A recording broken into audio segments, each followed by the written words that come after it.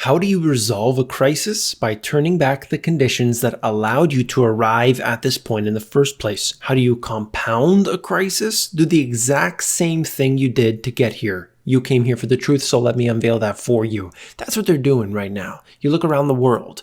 All right, how do we get here? Too much debt, too much of the same old, same old. What are we going to do? The same old, same old. That is ridiculous. But of course, this is the way it happens. You got the political cycles. And if you're willing to look just one layer deeper, you realize that it is all intentional. That keeps the people at the top, the 0.001%, where they are, and everybody else gets pushed down.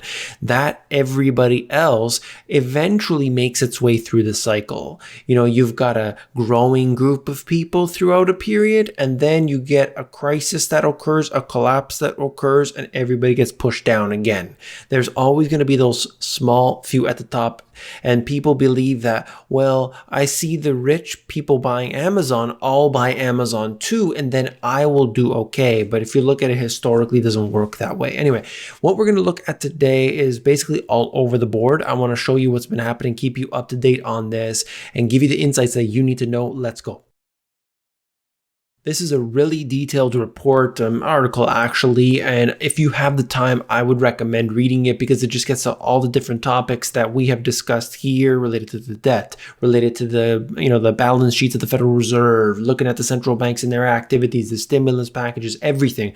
It's all in here, breaks it down, gives you an update on that. But I just wanted to touch on one point here because we've covered a lot of that in recent videos, so I don't want to, beat a dead horse. Exhibit A is how desperately the country needs low interest rates. It is not that it is stimulative to have low interest rates. The country needs rates to be low to avoid even greater financial distress. According to Jimmy Chang, the insightful chief investment officer at Rockefeller, 1%, a 1% uptick in the general level of interest rates would increase America's annual interest payments on its outstanding debt by about $280 billion, which is 54% higher than its interest outlays in 2020, more than 5% of the federal government's total spending in a typical year, and 40% more than the Pentagon's annual budget for the Navy.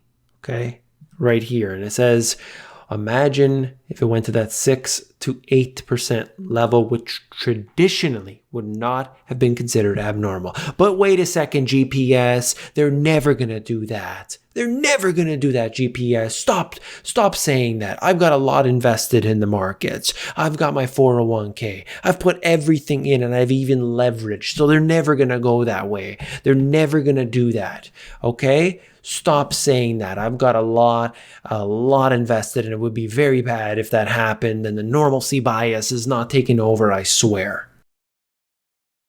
Yellen says stimulus unlikely to cause inflation problem. That's right, of course. Why wouldn't, right? If they're going to look at the core PCE rate, that's not going to go higher. That never goes higher. Last time I checked, it was 1.5%. So, it doesn't really matter. And based on their metrics, they're actually accurate. The IMF head actually applauded the very progressive policies. That's right. When you break it down, of course, very, very little money goes to the actual people in need. But that's not the whole point. Anyway, all these people know exactly what's going on, and the general masses are just waiting for their check in the mail. And they don't realize that if it was actually split amongst the people who need it, it would be a lot bigger than that. But they need to give money to the Pentagon and all these different places that love to spend up that money, eat it up as much as possible. That's the way it goes. Treasury yields have surged amid worries of inflation, but you don't have to worry. Come on, you don't have to worry.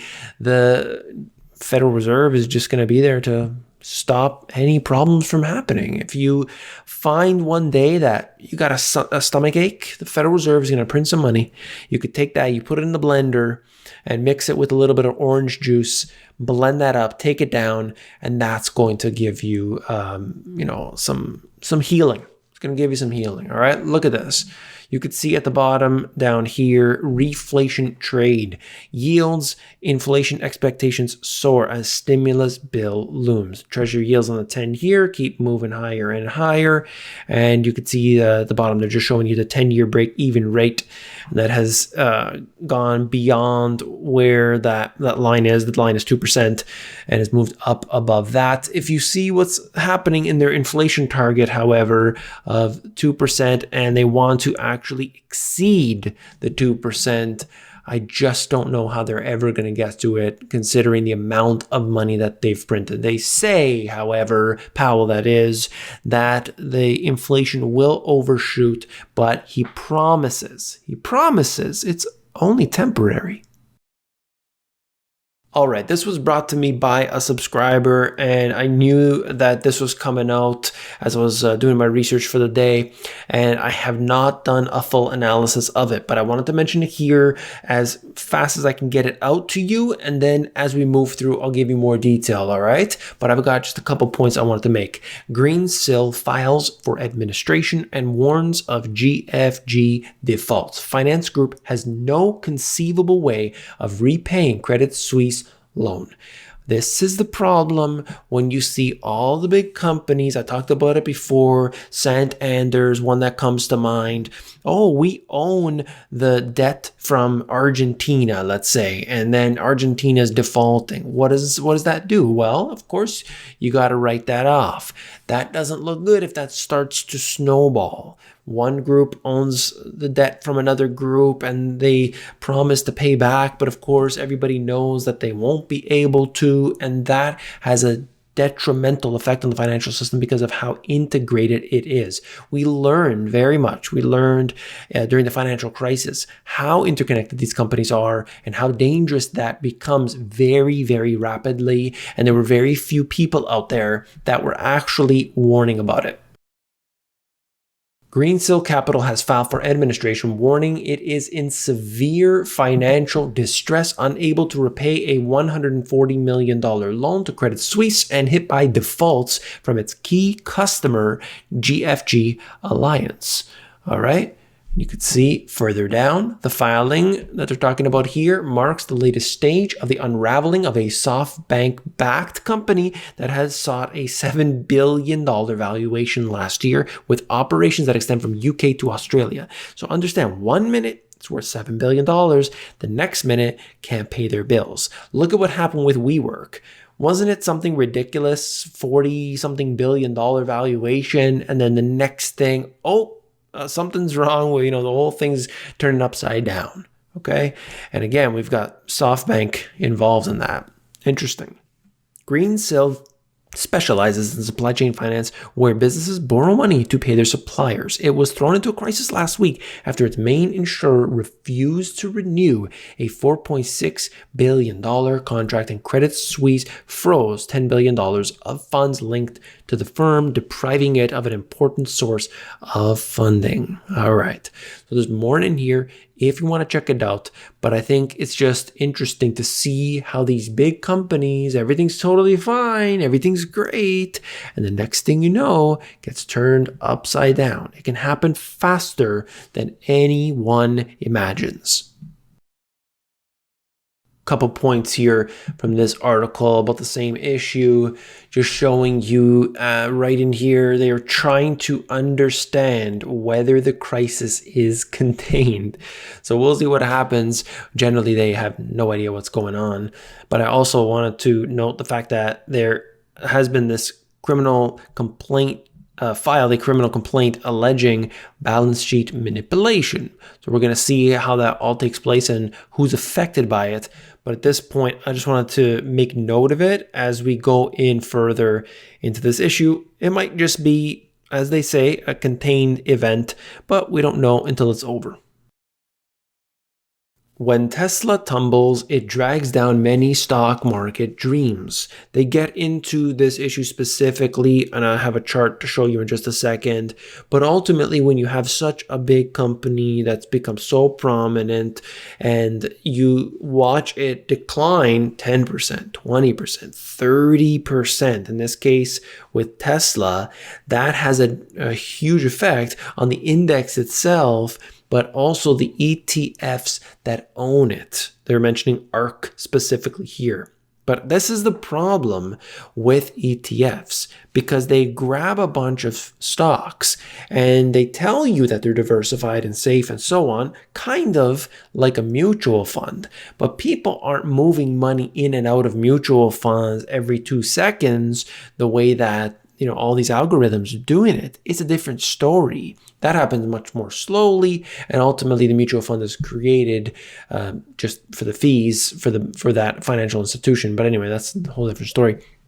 This is just telling you that there's too much concentration despite what people think. A lot of the biggest buyers are these institutions doing things like with the ETFs. It's the same with the gold market. You look at the gold paper market, and a lot of the buys and the sells are taking place with the paper. The people who hold physical don't want to sell. It's a whole different ballgame. This is the chart right here. Tesla's thrashing electric car makers drop is weighing most heavily on these ETFs. And ARK has 2 of those here, as they mention in this chart. This was quite interesting. I wanted to bring it to you.